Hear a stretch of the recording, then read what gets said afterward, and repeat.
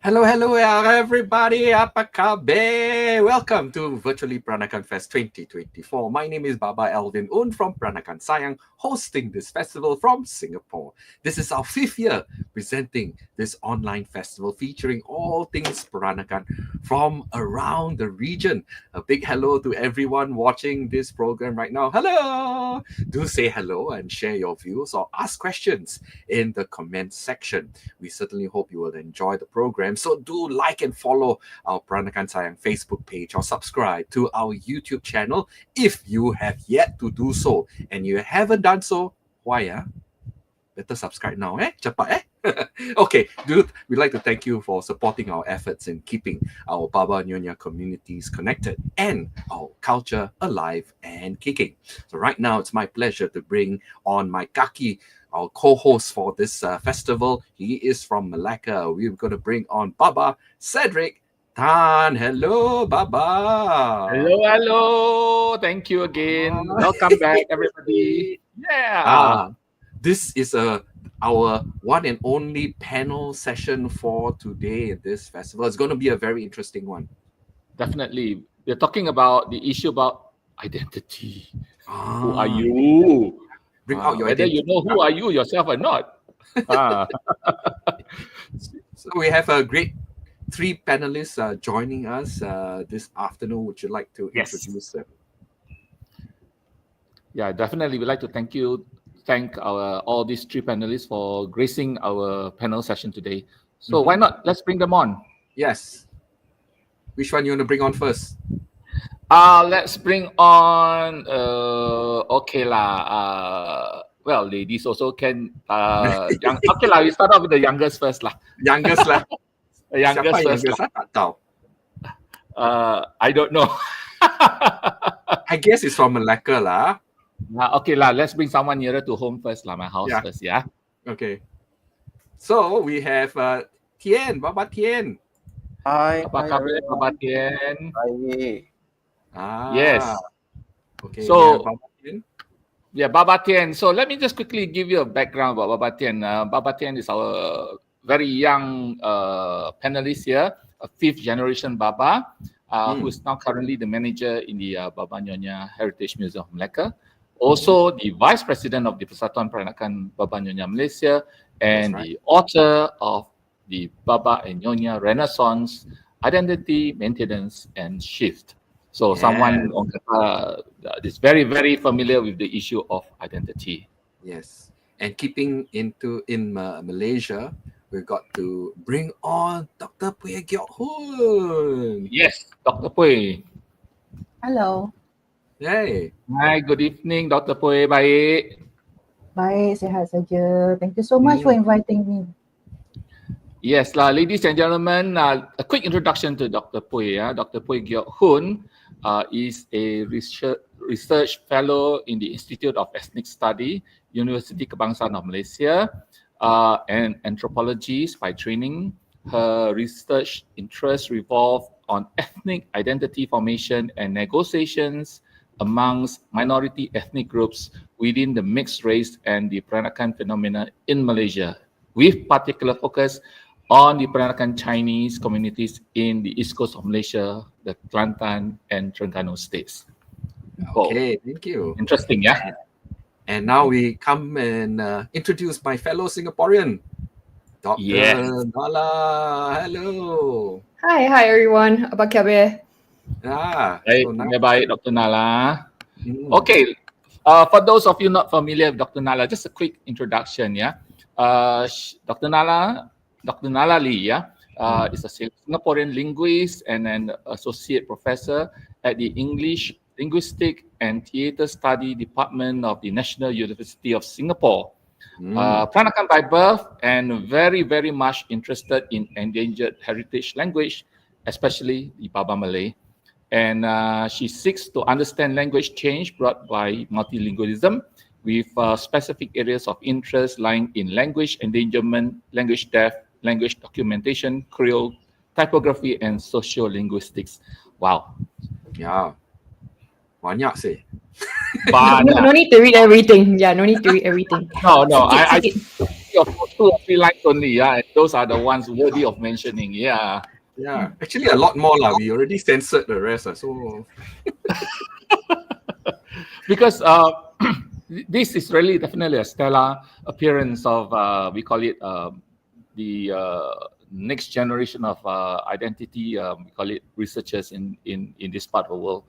So and we definitely want to hear out from this batch of we call it researchers.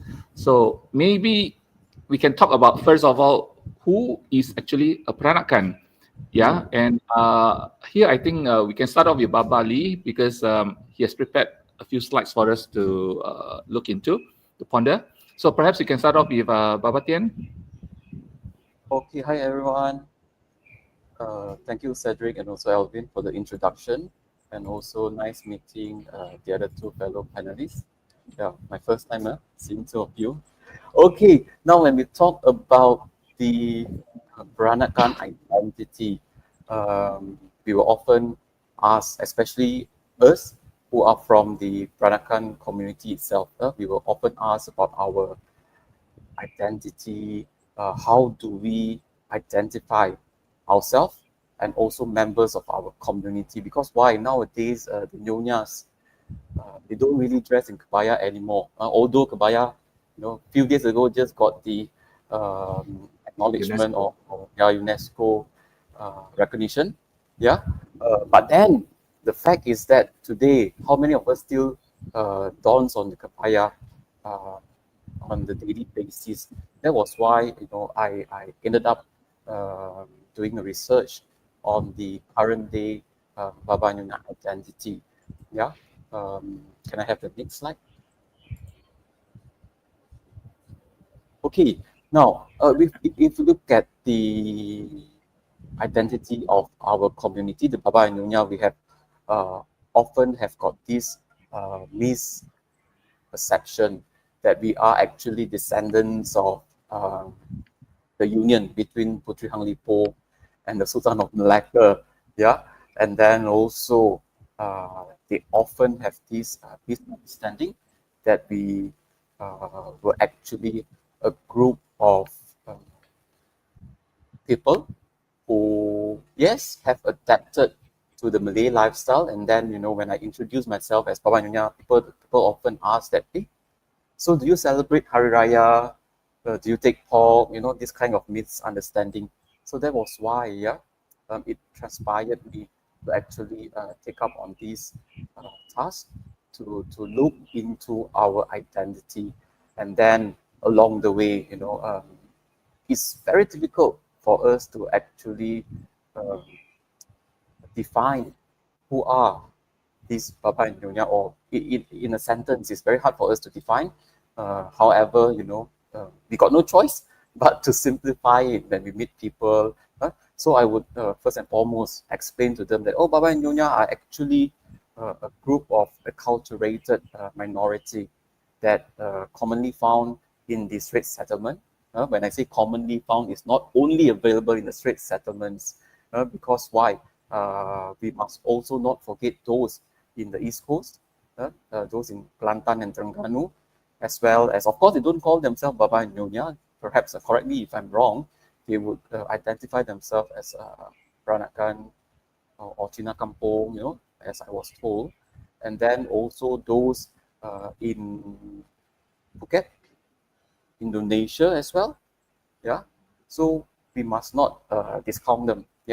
And at the same time also, I would say that all of us share this one similar trait, that is, I would say we are actually a localized form of Chinese. Why? Because when we say in Malacca, for instance, they would say that, the Baba and Nyonya are actually a group of Chinese who are very Malay informed. They speak Malay at home, eating using their fingers and stuff like that. However, it would not be fair to use that definition to define those who are in Penang, for instance, because they don't speak Malay. To be fair, they actually converse in Hokkien. They call it Baba Hokkien. So then again, if we say that Malay speaking Chinese, then it would not be fair, right? Even to those in Phuket, they don't speak Malay at all. the Babas in Phuket is converse in the Thai language, of course. So I would say a localized Chinese would be a better definition. Why? You localize to your environment, like those in the East Coast, in Terengganu and Kelantan, they enjoy eating their khao yam or khao jam, the nasi ulam, more than us in the south. Yeah, we have nasi ulam, but we don't put pudu inside, unlike those in the East Coast. So it's localized to their respective environment. Same goes for those in Phuket. They will cook more Thai-style cooking compared to us here, where we use more, like for example in Malacca, we are very much influenced by Javanese, our Javanese neighbor. So the cooking is more to lemak and sweet, whereas if we compare to those Nyonyas in Penang, their cooking will be more to soury, more like Thai spicy, more like Thai cooking. Okay. Now, the next slide, I know I don't have much time, so I better not elaborate more. Okay, now when we talk of the origins of this group of Peranakan or Baba and Nyonya, there's always these ongoing arguments. Malaccans always very proud, say, oh, it started from Malacca. But then, is it true? Or is it from Singapore, or is it from Penang? Yeah, I would say that, true, but at the same time, not entirely true. Yeah, because why? If you look at history, Malacca started off has got about 500 years of history. Yeah, to compared to Penang, modern Penang, and also Singapore. Yeah, they have probably got about 200 plus years of history. Yeah, if you look at this timeline, of course, the Malaccans will say, oh, the Peranakans originated from Malacca. However, yeah, we are not sure whether the Peranakans in Singapore and in Penang, they all came from Malacca or not. How about those in Phuket? Even those in Kelantan and Terengganu, are they from Malacca? I was told that those in Kelantan has got longer history compared to us in Malacca. Okay, so but what we can clearly say that we are actually descendants of the very early Chinese migrants who came over to Southeast Asia. Yeah, because if we look at Indonesia, we must not forget, yeah, Indonesia is an older civilization. Yeah, if you look at the Javanese civilization, they were very much older, and they have visited by there are evidence that Chinese traders have visited Java Island, yeah, as early as about perhaps 900 years ago, when there are evidence that Chinese actually visited Chinese pilgrims that actually visited Borobudur. Yeah, so these already show proof that there are interactions between China and Southeast Asia as far back as the Borobudur, that Javanese civilization. Okay, so if we look at that, then would we still claim that the Babas and Nyonyas actually originated from Malacca? Say, yeah, if we look at the entire history, it's very difficult for us to argue that part, because we have got another even earlier civilization here in Southeast Asia who has got mixed marriages really happened there. Okay, and lastly, I would say, we are actually a result of this cultural hybridity, where we have got all these different culture, and then like people, when they come to the museum, when they visit the museum, then they would often ask, when they have interview with me, they would ask, so can you describe the architecture of the Baba and Nyonya community? And I was like, okay, what do you mean by that? Because to be fair, we don't have our own architecture to begin with. Yeah? If you look at it, yes, of course, they call it the Straits Eclectic style. It's actually a borrowed an adaptation of Western architecture, and in with some Chinese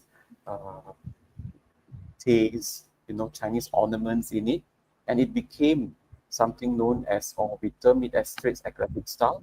Yeah, in Thailand they call it Portuguese.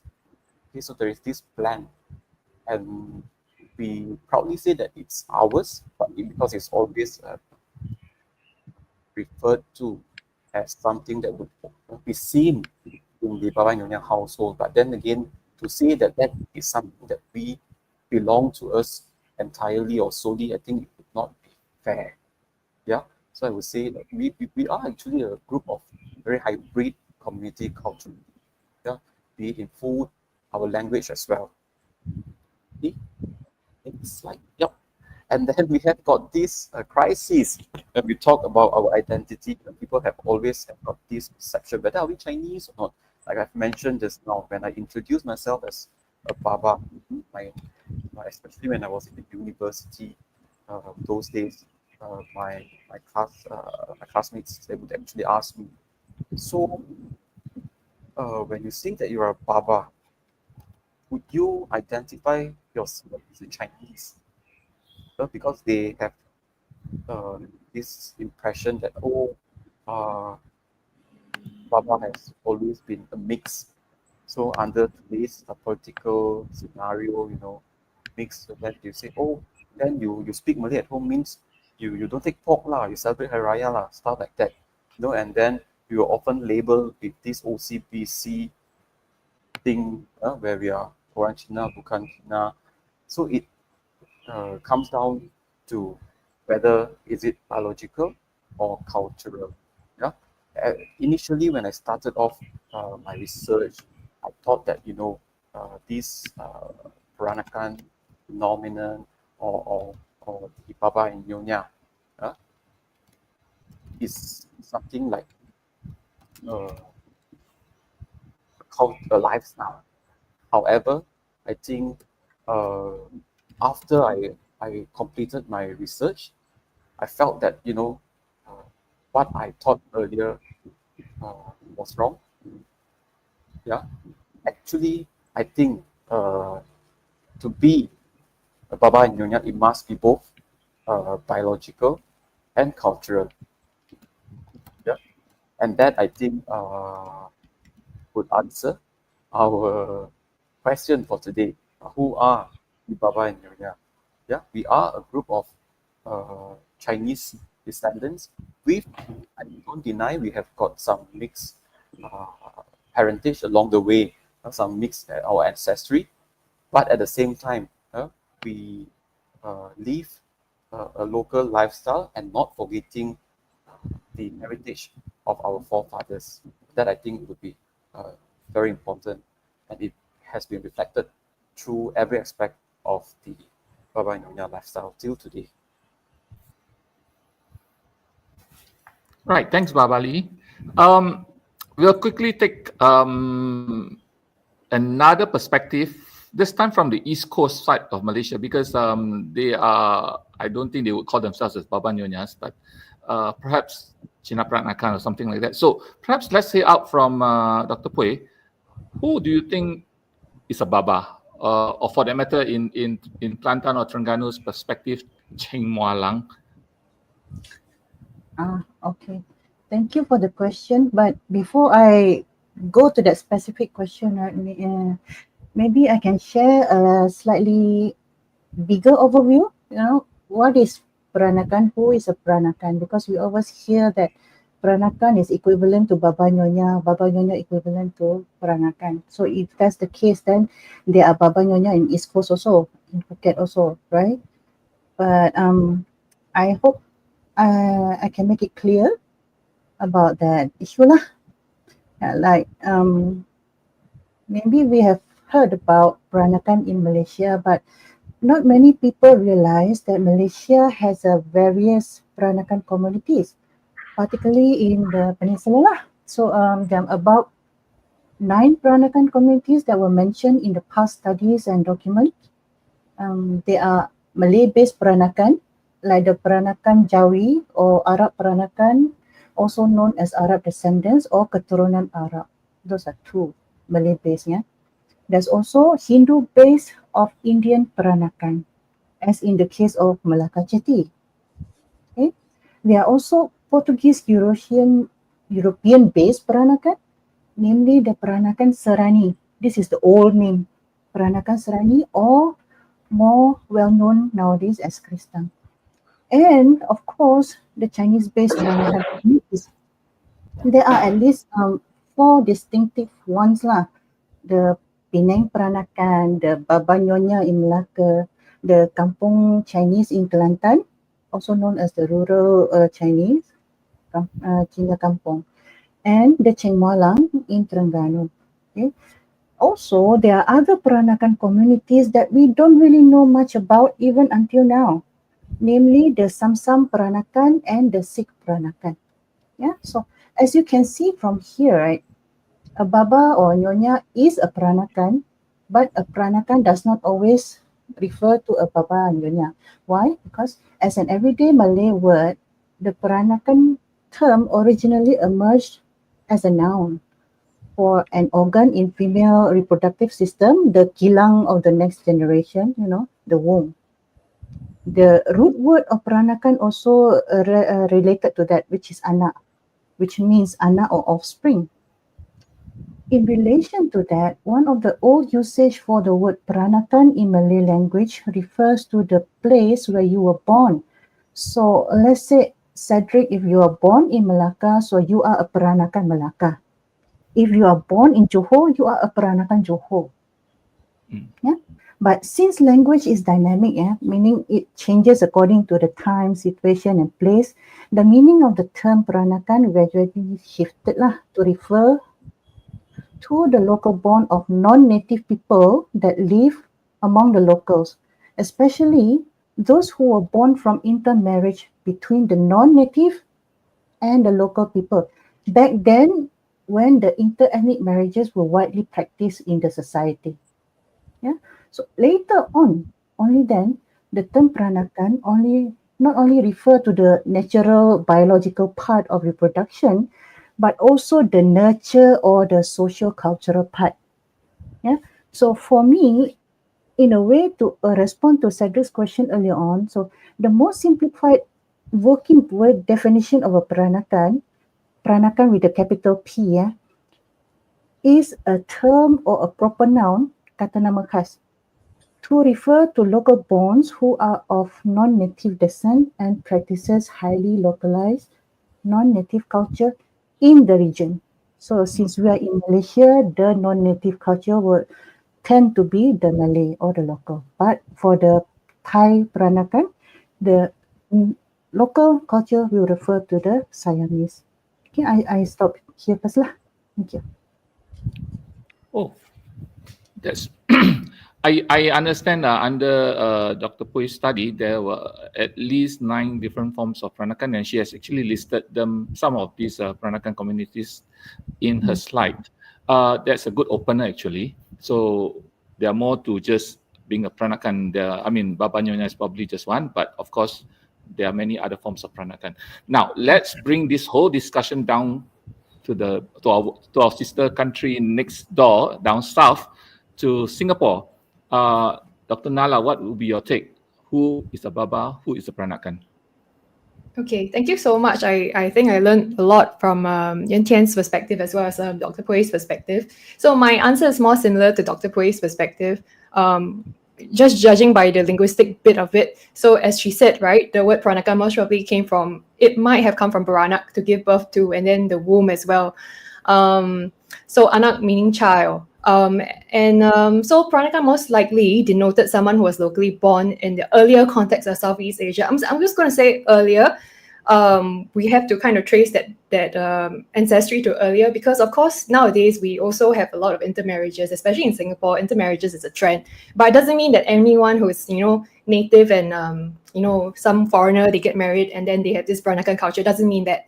So I'm going to kind of put that aside and focus then on culture itself. So blood is important, but culture is also important. So to me, the Peranakanness is strongly defined by culture. So given that, intermarriages among other communities is trend, given that visually we look like everyone else, right? It's not like we are born with green hair and blue eyes or some specific phenotype. So the idea of a phenotype is like if you could identify people based on the way their physical traits, then you would have a phenotype. But Peranakaners doesn't work that way. Visually, we kind of blend in for the Orang Cina, for Peranakan Cina, for example, we blend in with the other Chinese. You can't tell if I'm Cantonese if I walk down the street, right? So, and if I don't talk to you about my culture, you wouldn't know that I'm Peranakan. If you don't hear my story, you wouldn't know that that's my background. So to me, it's really defined by the practice of a culture, whether it be in the language, in the cuisine, the dressing. But I agree with Yuen Thien when he says that not a lot of people practice this culture now. Even with the Kebaya being inscribed by UNESCO and all, it's still kind of like only trotted out for special occasions and not something that people celebrate on an everyday basis. So it's kind of important then, if we want to keep that kind of identity and culture alive together, to kind of think about how to bring these things together. And I think, a more open view of what Peranakaness is might be good as well. So it's not just people who practice the culture, but also people with memory of that culture. So I know friends who would say, I am Babas and Nyonyas, for example, because I work in the Peranakan Cina community. But they don't necessarily practice it, but they have memories of their grandmother, for example, wearing the baju panjang. Or tying up their hair in a very specific way. So even not just the practice of the culture, but the memory of the culture itself is important, and it'll be a much more inclusive way of looking at Peranakaness. So my answer is kind of short because a lot of it were covered by the the other two specialists earlier. So it's just this. It's really, to me, yes, biology is important, but it's to me very strongly defined by culture. Thank you, Dr. Nala. Now, you brought up the issue about culture, which is, I think, something that is can be a bane, can be also your advantage here in the definition of being a Peranakan. You mentioned a bit also about the challenges faced when you talk about trying to adhere or trying to practice some of this, or trying to use culture as a basis of a marker or identification for this community. Now, how relevant is it? You mentioned that it may not work, but for you, Dr. Nala, how relevant is culture, language, costume, food that would continue to define a Peranakan or a Babas and Nyonyas for that matter in the years to come? Okay, so well, yes, I do think it's very importantly defined by culture or the memory of these cultures. So they are kind of important in strengthening the identity, right? When people cease to practice them, when people cease to practice the food culture, the dressing culture, the language culture, then there's nothing really to differentiate us from the next Chinese person down the street. We're not anything. Like we don't know who we are then. So, but of course, I'm going to talk more about language because I'm biased, because I'm a linguist, so I focus on language a lot, right? So it's critically endangered, but it will always, remain relevant. It will always remain relevant to the culture. So I think I said in an interview elsewhere, so imagine losing the bit of language, then you wouldn't be able to celebrate some simple things like you call a gamjing a covered jar. Is it still a gamjing to you? Does it mean the same thing? It doesn't mean the same thing, does it? Or you say, the gorosang, if you call it brooches, then what's so special about the gorosang? Like, how do you denote that, specialness? So of all of these things, I focus on language the most and say that, it's important, it's relevant, just as other things as well. There are also other practices, of course, and other types of, ways of practicing the culture that hopefully will stay relevant, such as Wayang Peranakan. I know there was a session on it, or will be a session on it. Then, Tondang Sayang, for example, because it's just so evocative of Peranakaness. But all of this, why am I talking about all of these things? Because all of these things would be if not for the language. Like, you can't actually practice them, you can't actually celebrate them without the language. That's why I focus so much on talking about language. Yeah, but that's hopefully that half answers the question, because I kind of went on for my own tangent. But yeah, so happy to hear what other people say. Good. Good that you take it on a linguistic level. Now, I will throw back this question to Baba Thien. Yeah, you mentioned that many people cannot relate to the Baba culture nowadays, but they still think that they are Baba Nyonya. How then, yeah, Baba Thien, do you think that a Baba or a Nyonya or a Peranakan can continue to call themselves one, or to be seen as one if they just simply just forget or lost their culture? What is most important for us today would be the awareness among ourselves. Yeah, because if let's say there is no living in a modern society, we have to admit that many of our identity markers that we used to have in the past is no longer a marker of our identity today. For instance, like the kebaya, it is an icon of our culture, but no longer a marker, because I always make a joke out of this. My museum staff in the Museum West put on kebaya more often than my mother. You see, so things like this would determine that, self awareness is very important.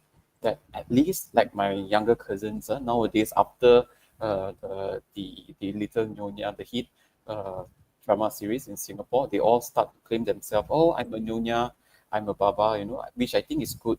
With that kind of awareness, it would actually create hope for our culture to continue to survive. If without that awareness, I think it would be even more difficult for our culture to continue. Like for example, they would not bother to wear kebaya, even if we have family functions. Nowadays, yeah, okay, they say, okay, I'm a Nyonya, I must, put effort. How difficult it is also, they would put effort to actually dress in the kebaya and also sarung, and perhaps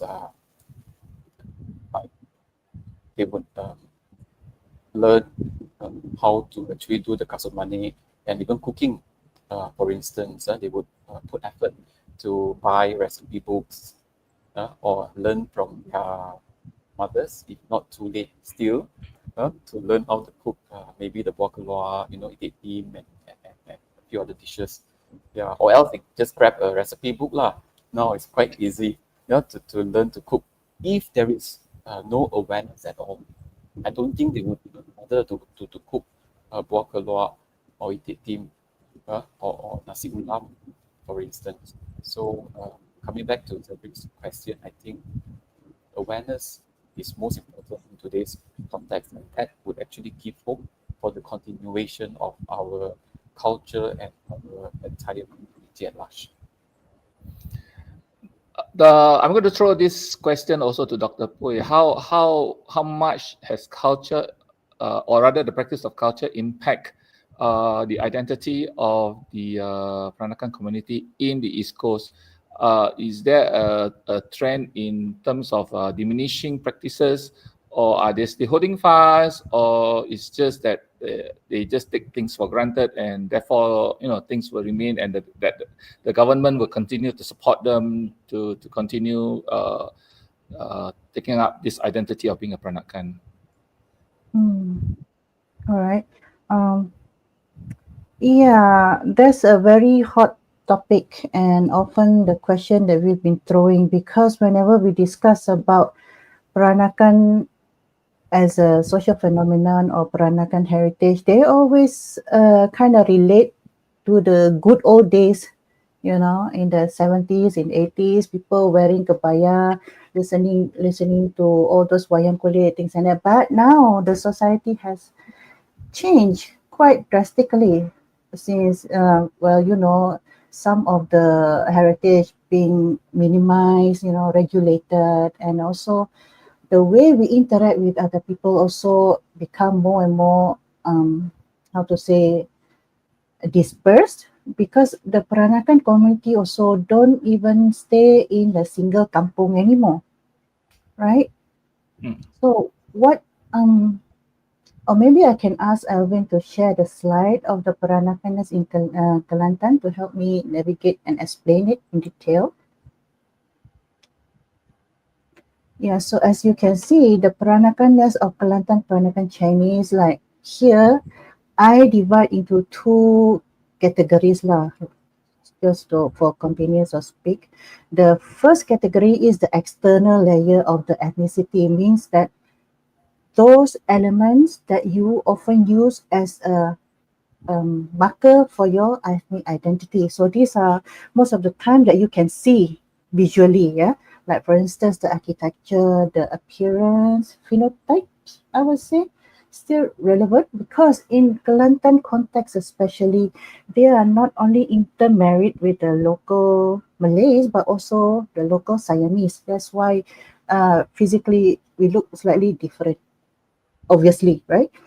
And the way we wear clothes, and also in terms of the food and food ways, we are very like localized, both Malay and Siamese. That also include the leisure or entertainment activities, like we enjoy wayang kulit, we play cockfighting, we keep rooster as pets, ikan laga, that kind of thing.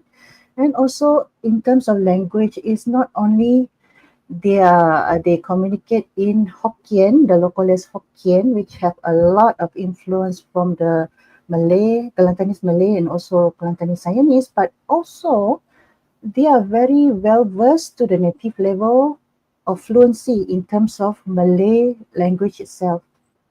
And for some part of the community, those in the northern region of Kelantan, they are even trilingual, means that they can speak Siamese well.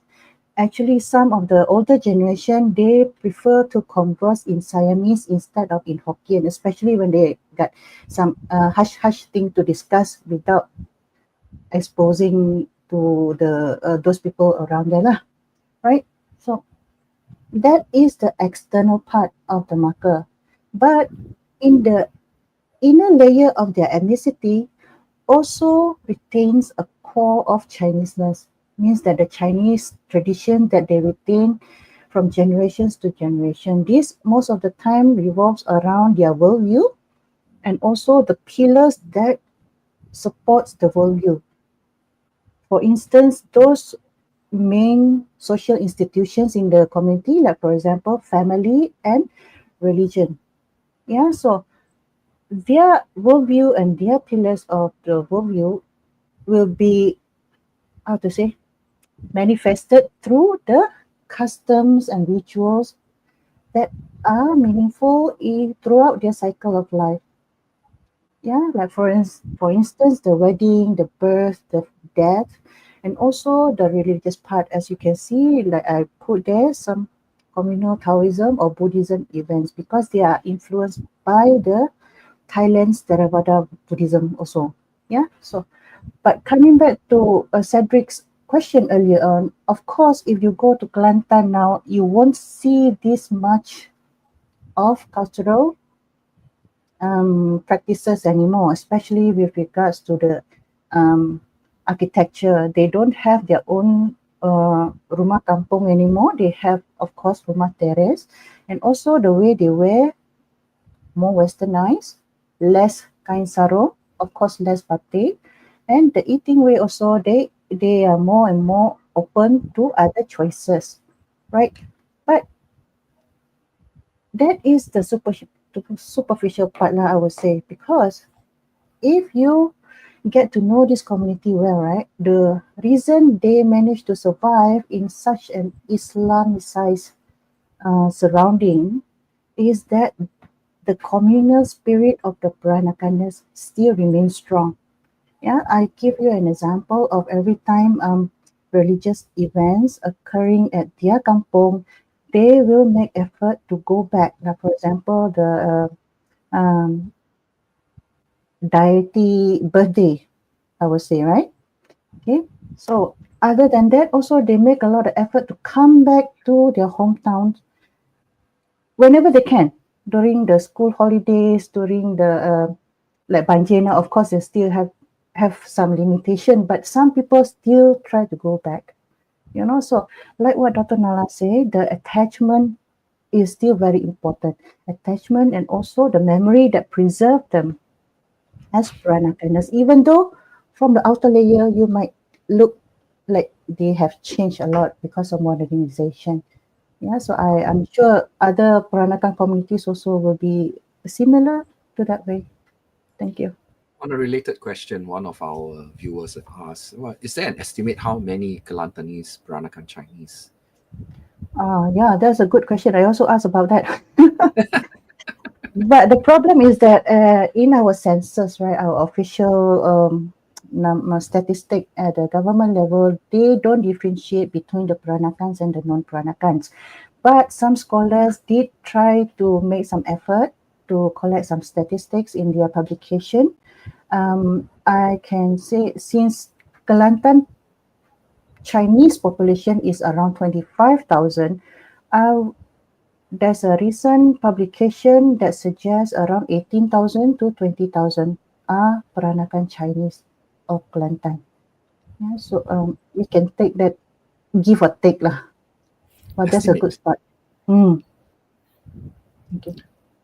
Okay, Dr. Pui, having said that, issue about identifying oneself, this probably I will throw to all panelists. Yeah. Now, if there is a column in your national registry that would allow you to say that you are Peranakan, would you do so? And I know that would help a lot in census, but would it help in terms of national integration? Because you, instead of saying that you are one, like for example, Malaysian or Singaporean, you are dividing yourself into Malaysian Malaysian Chinese Peranakan Hokkien example. So, are you? I mean, if you are given the opportunity, would you like to have that column which states Peranakan, and then, but by having that, would that help in national integration? So, let's throw this to Thien, because I think Peranakan Association is spearheading this issue. Putting him on the spot. Yes. Okay. Now, I don't know whether you guys know this or not, because my association actually is fighting for this to be implemented. We have, through the Ministry of National Unity, actually. So we have suggested these to be implemented to the Prime Minister, and then they are still processing it. However, we have not gotten any reply yet from the Prime Minister's office. If you ask me personally, I would say yes and no. Because why?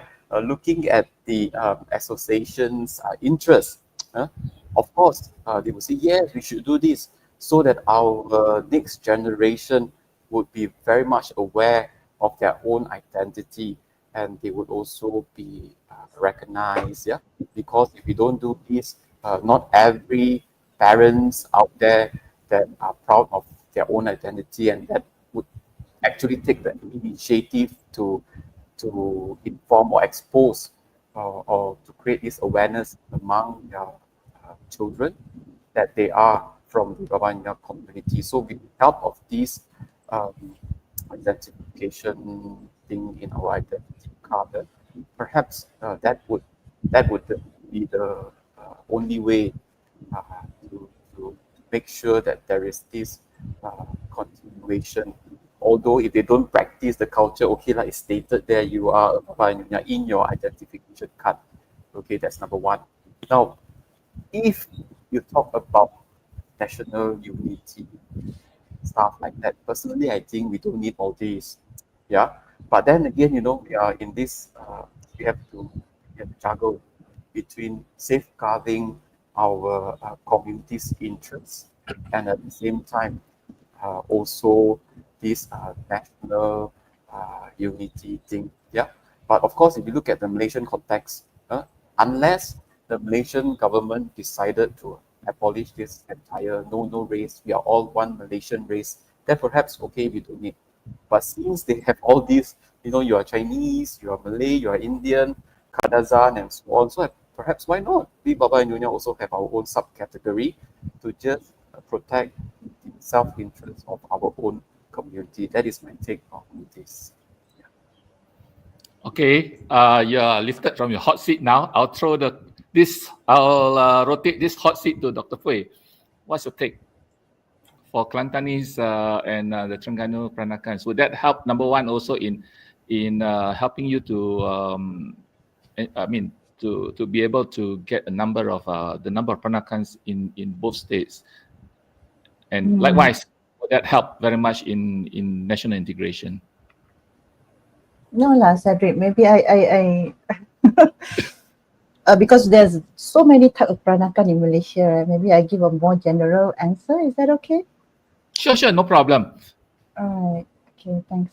So from the historical and inter-ethnic relation perspective lah, this Peranakan phenomenon takes shape through the formation of various Peranakan communities in the country, and the display of their Peranakanness, that bridging diversity, is actually already like being recognized by the government, by the society, you know. One of the recent example is the official recognition of kebaya by UNESCO as representative of intangible cultural heritage. But other than kebaya, also we also have wangkang, right? Wangkang or Ongchun ceremony, Rondang Sayang, and Pantun. Those are the elements of national heritage that are recognized internationally, that are part of Peranakan heritage also. Yeah, so in the social cultural standpoint, as Peranakan has been recognized as an important success story of how our multi-ethnic society used to be back then, you know, when we were able to mingle with each other freely and negotiate our differences amiably through everyday interaction just between themselves without any external coercion. Yeah. So even today also, from the socio-cultural standpoint also, the Peranakan relatively do receive a warmer reception in inter-ethnic relation by many other ethnic groups in society, including the majority group. Yeah, in comparison to some other minority ethnic groups that we know of. Some say it's because of the Peranakan's campur-campur nature, the rojak nature, that makes everybody can relate to them. Yeah. So in a way, we have been like recognized lah, the status of Peranakan is there lah. But if you are asking from the legal standing, the idea to have the status of Peranakan is commendable, of course, but naturally not as straightforward as it seems for several reasons. So the definition and the implementation of the idea needs to be vigorously considered lah if it were to take place. Right? This includes, I give you an example, how to categorize the status of Peranakan, like Thien mentioned just now, the status of Peranakan in our official documentation, because we use the 4 category system of Malay, Chinese, Indian, and others, right? So my first presentation earlier on, I've touched about that we have Malay-based Peranakan, we have Chinese-based Peranakan, we have Indian-based Peranakan, we have Portuguese European-based Peranakan. So in which category that we can include the Peranakan status? So another thing to consider is that some Peranakan communities already have their Peranakan status elevated in a way. Yeah, like for example, the Peranakan Jawi in Kedah and Penang, they are legally not differentiated from the Malays at the authority level governance. Yeah, in their IC, they are Malay. The Peranakan Serani or Kristang also elevated to Bumiputra status decades ago. Although it may not be as full Bumiputra status as the Malays and Orang Asli, it does allow the Kristang the access to some economic perks, like participating in Amanah Saham scheme, for example. So when it comes to Chinese-based and Indian-based Peranakan, the elephant in the room will be how to distinguish the Peranakans from the non-Peranakans, who are the mainstream of the Chinese and Indian population in Malaysian demography. Yeah. So I don't want to be the one throwing a wet blanket here, but I think it's not sufficient to only preach to the choir. We still need to introduce and advocate about Peranakan communities and the Peranakanness to the public, especially to the younger generation in society lah. I teach a university compulsory course, the appreciation of ethics and civilization of Malaysian society, and I can tell you not many students have heard about the Peranakan.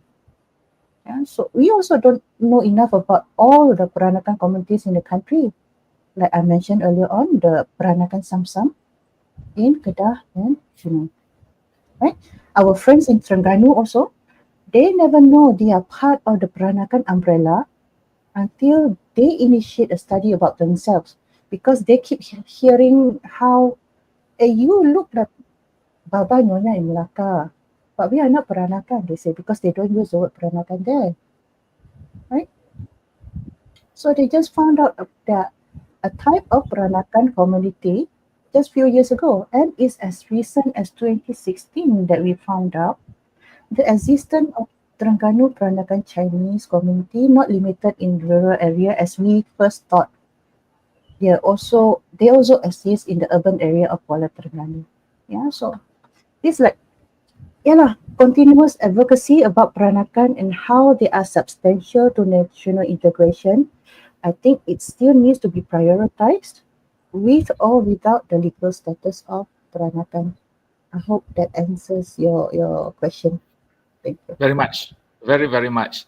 Not easy to negotiate, yeah.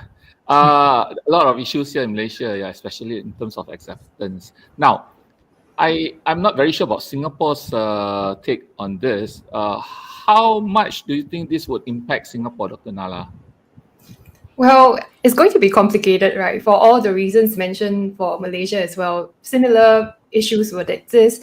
But instead of focusing on a box to tick, I guess I'll focus on, the notion of Peranakaness itself being encompassing the notion of hybridity, which should actually help us bridge gaps and not divide. So I kind of like celebrating the notion of Peranakaness.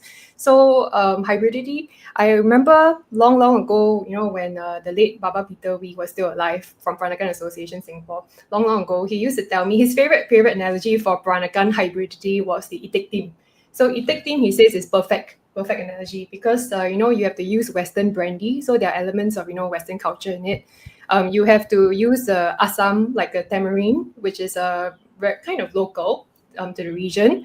Then and what else did you have to use? So and various other things, and you have to use gamchai, yeah, very Chinese. So that was the perfect melting pot of gamchai, basically itik team. So I like the analogy very much, and the culture really is it symbolizes the best of all of these various groups. So it's grown, evolved from a lot of mutual respect, from sharing between groups that are different. So if anything, Peranakaness is an emblematic, is emblematic of celebrating diversity, where all the best bits come together to give something really unique to the region.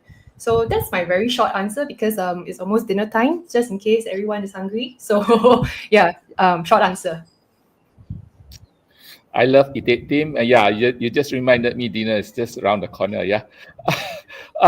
Okay. I think that about wrap up the whole session for today about the identity issue about the Baba Nyonya community in specific, but also Peranakan in general. I think I would like to thank our three panelists very, very much for coming on board today. What do you say, Alvin? Just before we end, just a few comments from our viewers today. Eric Tan has just mentioned, which is quite apt. Peranakan is a cultural identity, not a racial identity. I think that is a good point. Thank you very much, Eric.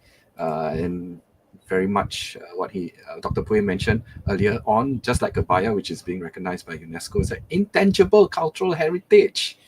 Yes. Okay, that's a good point. So so there's lots of interest among our viewers as well.